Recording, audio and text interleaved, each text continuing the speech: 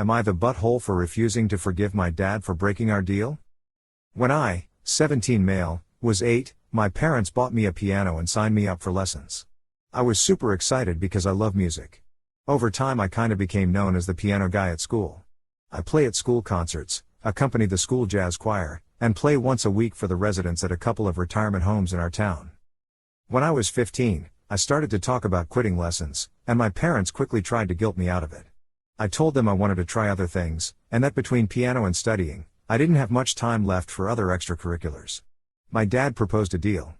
If I kept playing and taking lessons until I reached level 10 RCM, Royal Conservatory of Music, and continued to keep my grades up at school, he would buy me a new car of my choice. I jumped at it and we shook hands on the deal. I should explain that my family is well off financially. I have a very privileged life, but I wouldn't say I've been spoiled.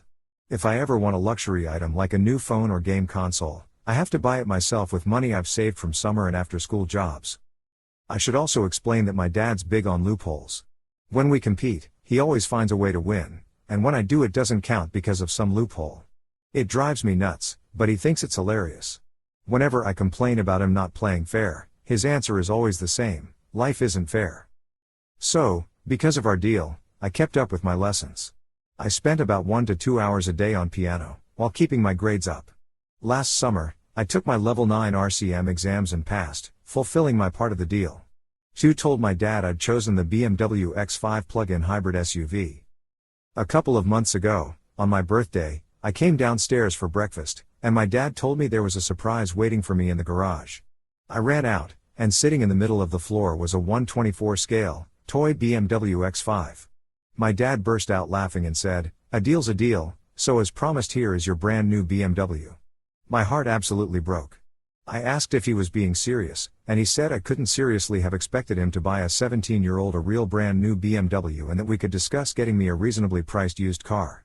I said we had a deal and I fulfilled my end of it. He said he did too, since I never said that the car had to be full size and drivable. I said he wasn't being fair. His response: "Life isn't fair." Ever since this happened, I've been distant with my dad. I honestly feel like he betrayed my trust and that he deliberately made a fool out of me. He keeps bringing up the idea of a used car, but I told him I'm not interested, which I admit is kind of petty. I have enough money saved that I can buy a cheap used car myself, and I just feel like if I accept one from him now it's like saying that breaking his promise didn't matter and that he didn't do anything wrong. Am I the butthole? Not the butthole. Someday when he wants to come home for holidays, send a framed photo he can set at the table. There. You are home. You didn't tell him you'd be there in person. Life's not fair, Dad. Not the butthole. Life might not be fair, but that doesn't justify your father being cruel. I'm sorry he finds more enjoyment in letting you down than being a good dad. ETA, regarding some of the other comments saying a 17-year-old doesn't need a car that expensive. I don't necessarily disagree. That's a pretty expensive car for an inexperienced driver. However, the father should have been upfront about the type of car he was willing to buy instead of letting OP think he'd get him one. Not the butthole. Your dad has set a crap example for you.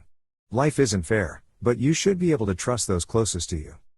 If I'm you, I'm getting out on my own ASAP, and cutting off all financial dependence from them. Only then will you be free to be the man it seems you have potential to be. Not the butthole. The key phrase here is the car of my choice. The toy version of the car was not what you chose. Your father is sneaky and manipulative. Am I the butthole for not allowing my late husband's affair partner come to his funeral? 3 weeks ago my husband died in a car accident halfway across the country. He said he was going to a work trip, but we later found out that all of that was just another one of his lies and he was actually on a cheating trip.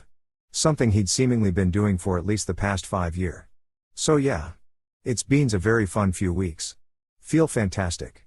Our kids are, female, 7, male, 14 and, male, 19. Only the eldest knows about the affair and we all agreed to keep it to ourselves. The problem lies with his partner. She wanted to be involved. I told her that wouldn't be possible and she should respect our privacy. Even putting my feelings aside, though he's trying to be strong for his younger siblings, my eldest is battling with his anger and grief. Having her there would only cause problems. Regardless, she was there when we arrived at the graveyard, standing some distance away, but she was still close enough to everyone to just make her stand out as if she wants to be seen. I told my brother and he removed her without causing too much of a scene. Afterward she sent me a text which summarized basically called me selfish for blocking her from being there and saying I robbed her of the chance to say goodbye properly. For some reason this is slightly bothering me. I've found myself justifying my actions to myself repeatedly since receiving that text. I still believe I did what was right and put my kids first. She had no business there and her presence would only cause drama. She could always go to his grave whenever she wants to say goodbye. Was I the butthole? Not the butthole. She apparently knew she was having an affair with a married man and father and she is unreasonable expecting anything from you. I'm sorry for what you're going through, this must be a hell of a time. Not the butthole. If she wants to say goodbye properly she can pay for a memorial service of her own. Having an affair with someone who already has a spouse and children has drawbacks. Not being welcome at weddings, funerals, and other family functions is one of them. She cannot plausibly claim to be surprised at being asked to leave. Not the butthole. She was playing around knowingly with a married man who had a family and now she has the nerve to call you the selfish one? No sympathy for her, you do what you need to do to protect your kids and family. Not the butthole. She should be absolutely ashamed of herself. I get she's grieving but so is his family who just lost a husband and father and now also have to deal with the fact that he was unfaithful. And she wouldn't be grieving if she didn't mess around with him in the first place. If she had any class at all she would stay away. And please for the love of God keep the lawyers close in case she comes knocking claiming she's with child demanding money. Am I the butthole for not letting my wife go to medical school? I, 35 male, have a wife, 34 female, who stays home to take care of our 2 children. I am a relatively wealthy software engineer, and I have been trying to be financially responsible to save money for retirement and my children's college. After getting into a few medical TV shows, my wife has had an obsession with being a doctor and has been trying to convince me to pay for her applications to multiple medical schools. I think this is a stupid decision because my wife has been out of her communications degree for 11 years now, and she hasn't even taken the MCAT or anything like that. And if by some slim chance she gets into medical school, her tuition would wreck our finances and cause all sorts of problems with childcare.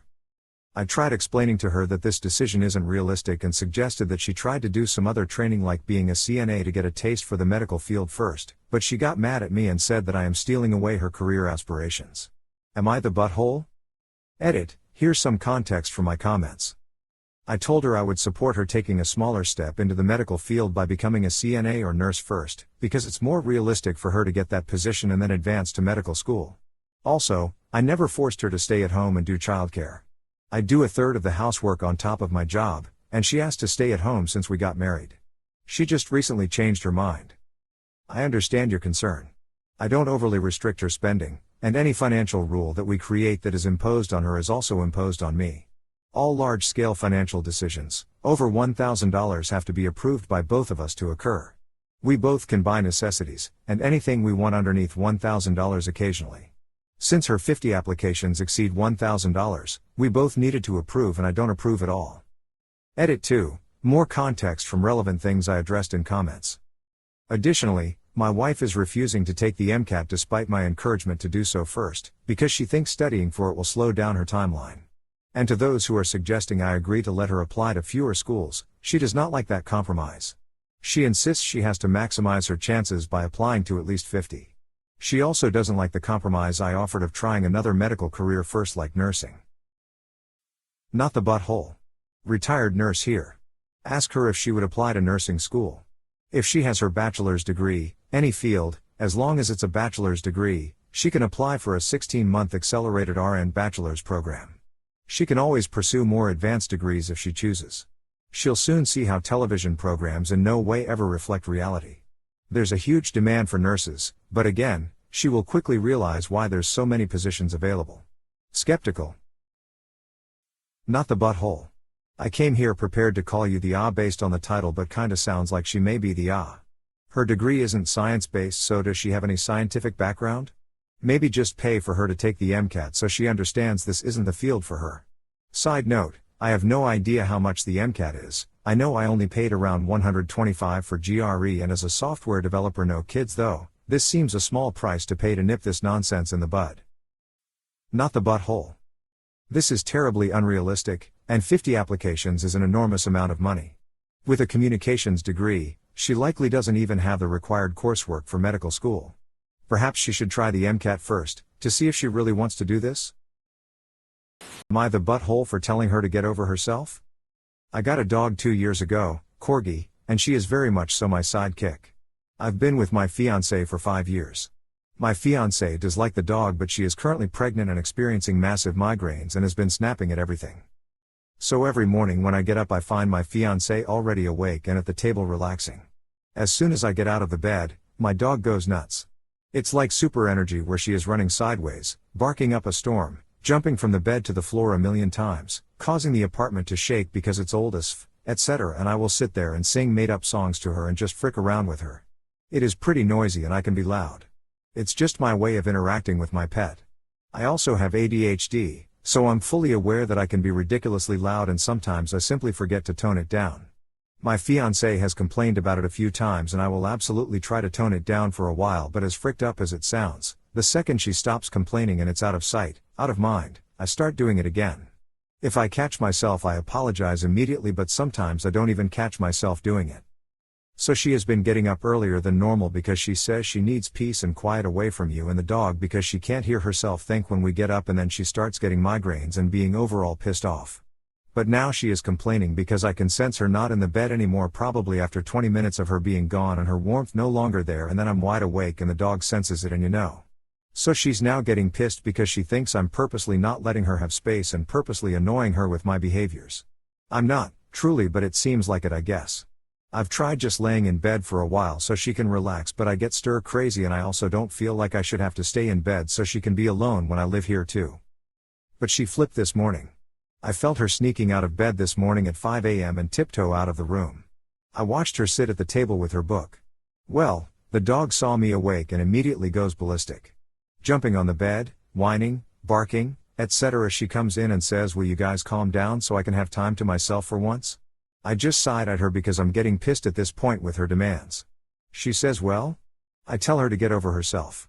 Just because she's pregnant doesn't mean I have to change who I am or change how the household works or change my dynamic with my dog. She immediately left after telling me to go frick myself and won't answer my calls. She's been gone for 6 hours.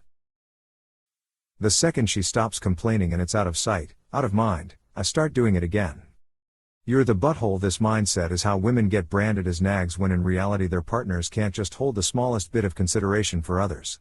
Your partner is literally sneaking out of bed in the early morning hours to just have a moment of peace and quiet to relax, and you can't let her have it because if she isn't actively complaining you can't respect her need to a few minutes of quiet. Do you think this morning routine is going to be helpful once the baby is born? You're loud every single morning and not caring about the physical distress of a person growing a new human in her body. A new human that I'll assume is also yours. Start working on another way to relate to the dog in the morning that allows other people in the house to have peace. You're the butthole. Am I the butthole for not allowing my daughter go to her sister's wedding because of her emo outfit? I have 2 daughters, Ashley, 26 female, and Alex, 15 female. I'm gonna start by saying they don't get along that well, and it is due to the age difference. Recently though they have been getting closer since Ashley let Alex help plan the wedding. It was really nice of her to include her in this. Well, the wedding was yesterday and it was supposed to wear formal attire, so before this we both got long dresses. Alex was supposed to wear the dress she got, which was sage green. Alex normally wears emo clothes at the moment, which is fine. Well, she came down in the green dress and put a large slit in it that does up to her thigh. She also added a skull necklace, earrings, punk rock boots and really dark makeup. I told her to take that jewelry off quickly and give me the dress so I could fit the slit or at least make it shorter. Alex got mad and said it was fine and was in the dress code. I told her no and that you will stand out. She refused again and I told her if she won't fix it then she can stay home. She refused again and she missed the wedding. Ashley understood why her sister wasn't here, but my husband was furious with me and called me a jerk. Alex is still not talking to me also. Edit, comments people said were relevant. I got there really early before the wedding and brought the issue up in person. Ashley was still getting ready, that's when we had the conversation. She agreed it would be best. I also text my daughter that if she changes the outfit I could pick her up in time for the wedding, no response. I am fine with her expressing herself. She picked out the dress and she told me what she was going to do for her makeup. Then the day of the wedding she did all of this. The slit was so high I could see her underwear as she walked fast, not to mention the jewelry was huge. I just don't get why she would do that. It was inappropriate to dress like that for the event. There is a time and place.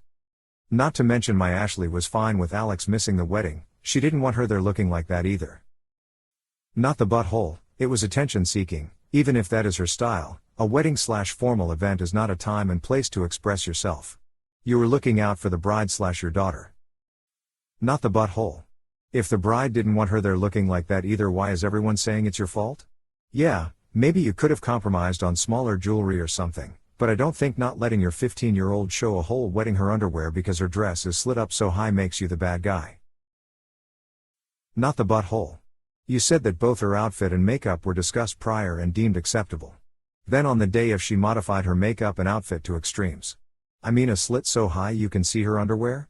JFC, that's attention seeking if not downright malicious.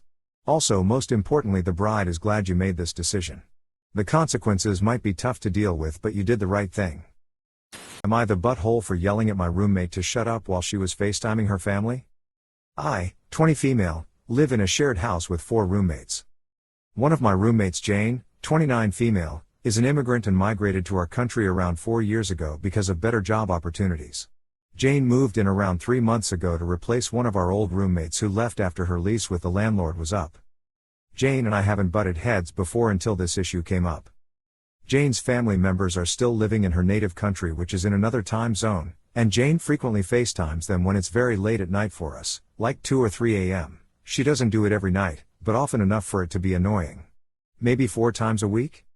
She always does this in the kitchen or living room, and she and her family members are always extremely loud when talking to each other.